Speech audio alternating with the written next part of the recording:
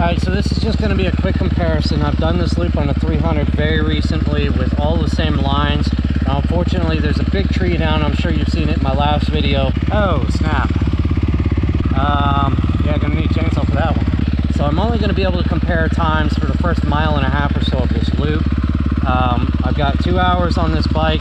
I've adjusted the suspension as much as I could. And, you know, we got pretty much stock parts on everything.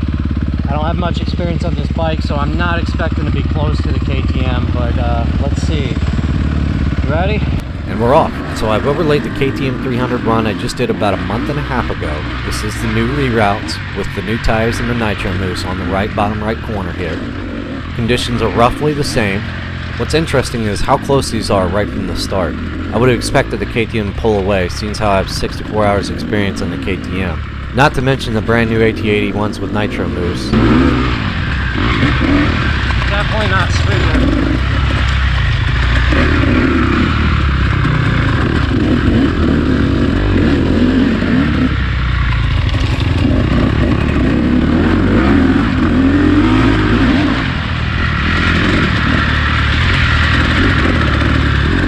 Coming around this tree here is where I lose the KTM. It's really interesting to see how much more confident I feel on the CRF, even though it's got the wrong suspension and the wrong tires, the wrong rim. It's got a 19-inch rim.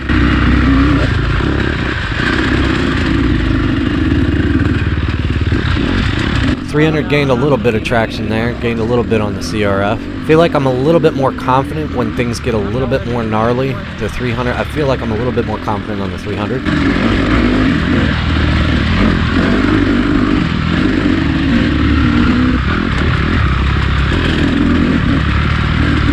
That down and up section is actually really tricky for the suspension. It bottoms the suspension out and loads it towards another way, and it's kind of funky. It really upsets the bike. And on the CRF, it ate it up, no problem. On the KTM, it's thrown me off a couple times there. So right now we got the CRF in front, and I'm not understanding why.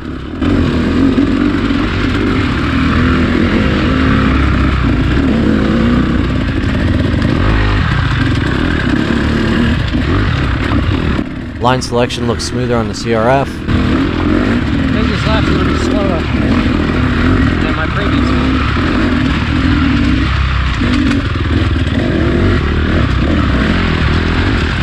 Probably about 3 or 4 seconds ahead on the CRF right now, and I think this is about going to be it. I think that whooped up section there, the KTM does not like that whooped up section. It upsets the suspension pretty hard.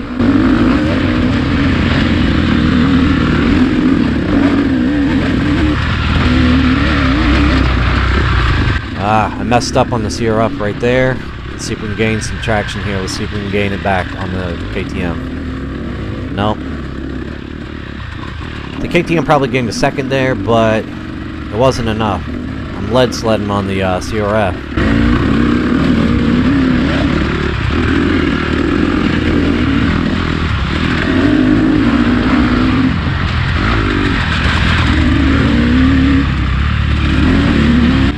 Mud, rail that. KTM's coming through that section as well. Same line, railed it.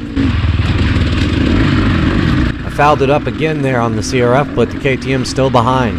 Sloppy. Yeah, I think the CRF's going to take the win on this one.